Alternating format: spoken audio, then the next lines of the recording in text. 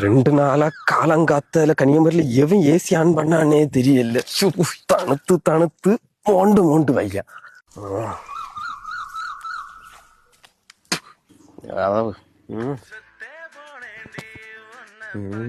இந்த பெண்ணு எதுக்கு இப்ப கால் பண்ணியா? ஹலோ பேபி,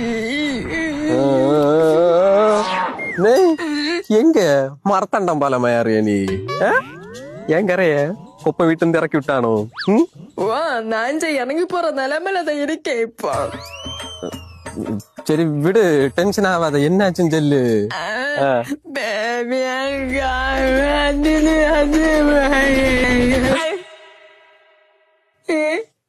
ஒன்னு கார இல்லைங்கி காரியத்தையும் கரெக்டா சொல்லு. இது 2ஐயும் சேர்த்து பஞ்சாயத்து பைப்ல வெள்ளம் கலங்கி வந்த போல கலங்கின்னு இருக்கேன்.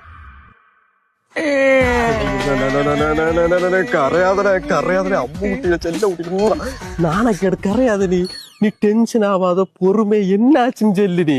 இல்ல பேபி, இந்த காலத்த மீன் வேண்டாம்னு சந்தைக்கு போனேன் கேட்டியா? அப்ப ரோட்டுக்கு அந்த பக்கம் சிப்பி மீன் இருந்து.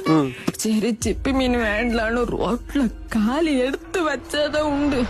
ஒரு இடி விழுந்த பையன் எங்கேன்னு பறந்து வந்தானோ, எனக்கு காலுக்கு மேலோடு வண்டி ஏத்திட்டு போன பேபி. வண்டி கொண்டாவில்ல. நான் இந்த கால் உடஞ்சு சாவ கிடைக்கப்பல. கால் உடஞ்சா? கால் உடஞ்சான்னு நீ கண்டவனுக்கு வண்டிக்கு என்ன ஆச்சுன்னு கேட்டு வருத்தப்படிய. இல்லடா அப்படி இல்ல. உனக்கு அடுத்த வண்டிக்கு மேல இல்ல எனக்கு தெரியாதுல. அங்க என்னாச்சு என்ன தெரியுமா? உனக்கு ஒண்ணும் தெரியாதுப்பா, நீ குழந்தை பப்பு குட்டி. எனக்கு ஆளாவே முறுக்கு போல உடச்சிட்டு போன. இப்ப பாக்க பணியாரம் போல வீங்கி இருக்கு. எனக்கு தெரிஞ்சு டாக்டர் எனக்கு காலை வெட்டி எடுப்பாரு. அவர் வெட்டும்ப ரத்தம் கொப்பளிச்சு கொப்பளிச்சு நான் சாவதன் போறேன்.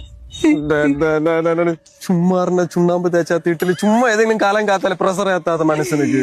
நான் சத்தனங்க உண்டில்ல நீதை.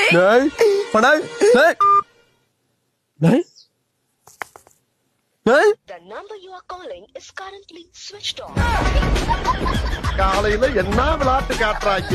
எப்படி